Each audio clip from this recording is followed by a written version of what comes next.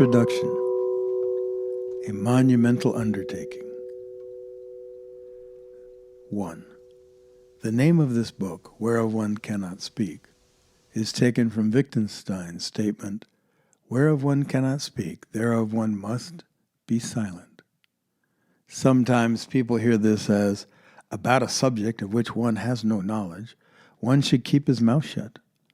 Yet this is far from what I hear as the real meaning of this quote.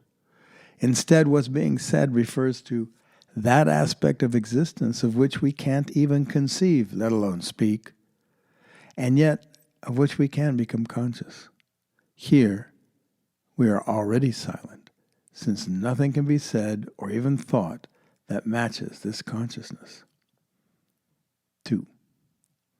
That being said, of course, I will chatter on and on, attempting to communicate what I can, or at least point the reader in a direction for further contemplation where I can't.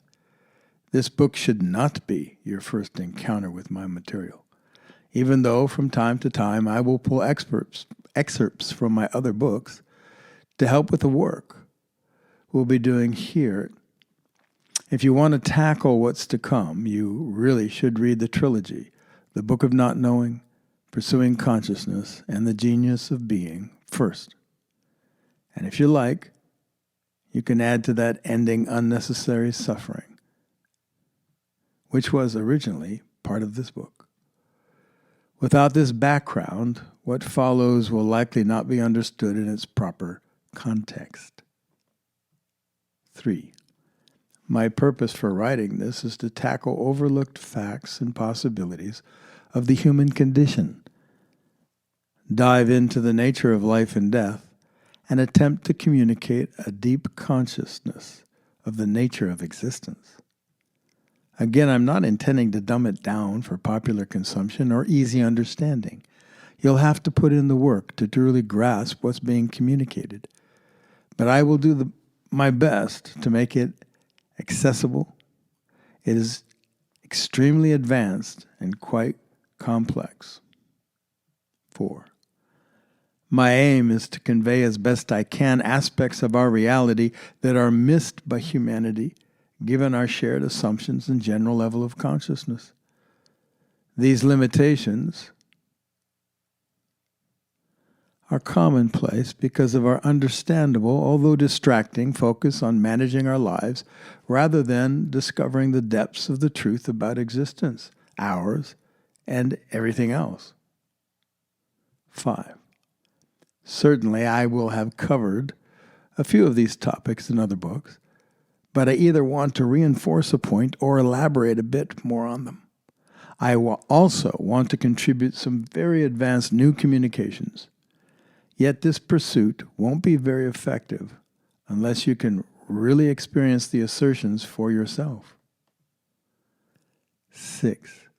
Many of these assertions are nearly impossible to grasp because they run contrary to our accepted and assumed perceived reality, making them unacceptable, unbelievable, and inconceivable, whereof one cannot speak.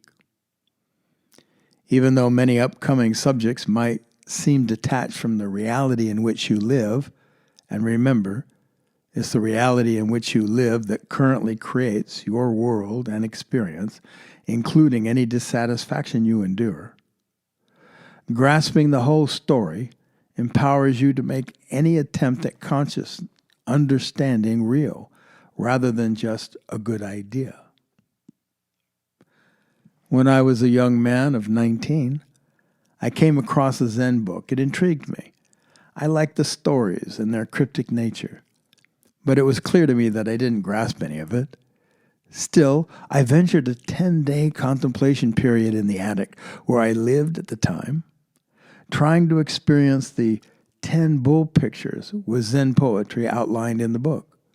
I stayed up in the attic alone all day and only came down once a day for some food. I was in college at the time and lived in a group house, and as a young man, I knew very little about cooking. One thing I did know was that rice was boiled and potatoes were boiled, so I put some rice and chopped potatoes into a pot of water and boiled them down into a sludge. I dumped that into my coconut shell bowl, added some soy sauce, and took it up to the attic to eat. To this day, I have that same book, and somehow it has soy sauce stain on it. 9. In any case, after 7 or 8 days, I had to admit that I really wasn't keeping up, and I wasn't really experiencing whatever was being pointed at. That was a long time ago for me. Since then, I have become far more conscious than I could have imagined back then. I bring this up because I suspect much of this book is going to be like that for you. It may not really make sense and certainly won't produce the consciousness necessary for you to share in what's being said, but perhaps it will plant some seeds and point you in a direction you never have considered before. 10. The subjects in this book are divided into 5 basic parts. Sections 1 through 3 are the major sections. Then sections 4 and 5 contribute a more practical and grounded stuff. Section 1 is the nature of absolute reality. Section 2, beyond life and death. Section 3, infinite existence as absolute consciousness. Section 4, the stone and the knife. Section 5, new perspectives. The scope is wide in this respect. What tethers them together is their contribution to your consciousness and to your experience. The most important thing is to contemplate the subjects, not just hear about them. It's not a book just to read, trying to absorb knowledge. Consider it like a long and detailed guided contemplation. Many assertions will be repeated again and again and again. Even if you think you've heard some point before, remember, unless you become directly conscious of what's true about that matter, you're not done with it. So try again and go deeper. 12. Most of what's communicated in the first sections are primarily written for those who've had a direct consciousness of their absolute natures. Yet even with such foundation consciousness, I will repeat the most fundamental points many times in different ways, because here we're going to go way beyond your nature and probe into the nature of all existence. These assertions will bear repeating because it is easy to overlook them and not truly grasp the depth, profundity, and reality of what's being said, but instead have them go in one ear and out the other, so to speak. When you see me hitting something again and again, using various metaphors, attempting to ground impossibly challenging material, it means you should take it seriously and push even harder to grasp what's being pointed at. 13. If you haven't yet realized this level of consciousness to some degree, then you won't understand much of what's being said in these sections. You're welcome to read them anyway, as food for thought, but allow them to be temporarily beyond reach. Perhaps just use them to feel your intention, to grasp what's true, independent from anything said by me or by you or by anyone else. Even if you have had some degree of enlightenment, it will still take a lot of work and an increasingly deeper consciousness to grasp much of what's to come. 14. In my communications regarding getting beyond life and death, as well as grasping absolute consciousness, I reveal information that is nearly impossible to understand. But please don't take this as anything to believe or take on faith. You have to do the work yourself and find what you find, regardless of anything anyone has said, including yourself. I'm simply putting it out as a reality that I assert is true. But for you, it must remain only a possibility, and perhaps something to consider or use to spur deeper investigation until you get what's true directly. 15. Like I said, the material about death existence, and consciousness is inconceivably difficult to comprehend, because our collective experience of reality is founded on so many deep and overlooked assumptions that seem to be just self-evident truths. And so the mind will tend to reject many of my assertions out of hand. It is the same with getting beyond yourself, seeking an experience that is absent of, or at least independent of, your entire experience of self. This may not seem possible or wanted, just like death or an end to you, but it is necessary for a deeper consciousness of existence.